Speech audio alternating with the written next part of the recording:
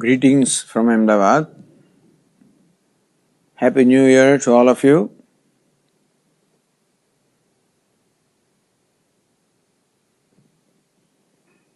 Kathopanishad says that both Shreyas and Preyas present themselves before a human being in every situation. Since Ishvara has given the human being the free will, therefore he is required to make a choice in every situation. As our Pujya Swami used to say, there is no choice and making the choice. Meaning that in every situation we are required to make a choice.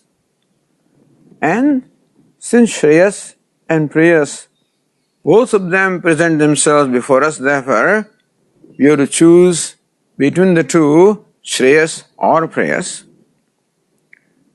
Shreyas and Preyas being opposed to each other, they are mutually exclusive. Therefore, both of them cannot coexist, which means that we have to choose one of them. Shreyas means something that brings about lasting good. Shreyas stands for the happiness and success that comes from within ourselves, for which there is no price to be paid, in gaining which we are independent or free, meaning that acquisition of Shreyas is accompanied with freedom. It needs no price to be paid. It is free, while the Preyas stands for the happiness coming from the objects of the world, the pleasure coming from the objects and achievements, from ego gratification, from sense gratification, basically from the gratification. Gratification of senses, gratification of the emotions, gratification of intellect, gratification of ego, the pleasure coming from the gratification at any one of these levels will fall in the category of Preyas. Preyas progressively brings about bondage, dependence, addiction, whereas Shreyas progressively brings about freedom. In that case, the choice is very clear. Everybody wants freedom, nobody wants bondage, and therefore it's simple or obvious that a human being should choose Shreyas. But unfortunately, it doesn't happen that way, because this Preyas, the gratification of the senses, the gratification of ego, offers an immediate reward as though, offers an immediate gratification, and seems to be something very simple to enjoy. And therefore, more often than not, a human being falls for Preyas. He chooses the Preyas because it offers immediate gratification. Looks like it is something very easy to gain, easy to enjoy, not realizing the long-term consequences of this choice. So thus, in a large majority of people, we find the choice of Preyas, which creates an addiction in the human being. Lord Krishna says, Vishendriya sanyogat yatadagre amrutopamam. The pleasure that comes from the gratification of senses tastes very sweet in the beginning, pariname vishamiva, but then eventually it ends up into something very bitter. Meaning that the choice of Preyas is short-term gain, long-term pain. But unfortunately, most people do not think of or take into account these long-term consequences and choose the prayers. What we should choose is Shreyas, which requires Viveka.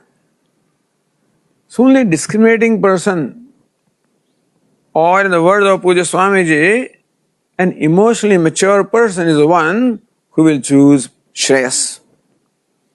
A person who has discernment about what it is that he or she is seeking in life.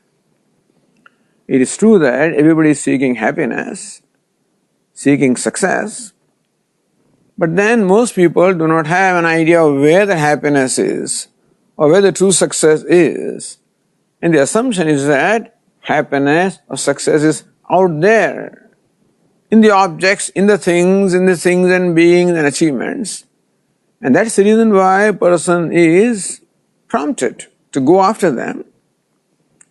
But a Viveki, a very discriminating person, realizes that the true happiness or success is to be found from myself, because that is the nature of the self. The question always remains, if happiness is the nature of self, then how come I do not always experience it? The problem is that happiness seems to be veiled by something, which is what we call the impurity of the mind. So it is the kalushyam, the impurities of the mind, that act as the clouds which cover the sun, and so also the happiness, which is my nature, is as though covered by the cloud of this impurity in the mind. And therefore, a discriminating person who understands that life really is a process of accomplishing what is already accomplished, meaning that happiness and success are already accomplished because they are my nature. Then what is meant by accomplishing the already accomplished? It is that I don't need to create happiness, I don't need to create success, I have to bring them to manifestation. So what is to be brought to manifestation. And that happens when the impurity in the mind, the kama, krodha, lobha, the craving, the anger, the greed, and all such negative tendencies which inhibit the happiness, which obstruct the manifestation of happiness, when they are removed. How? By right attitudes and right values. And it is somewhat difficult to really follow these right values. Very often it becomes painful also, because it requires me to let go something for which I have attachment.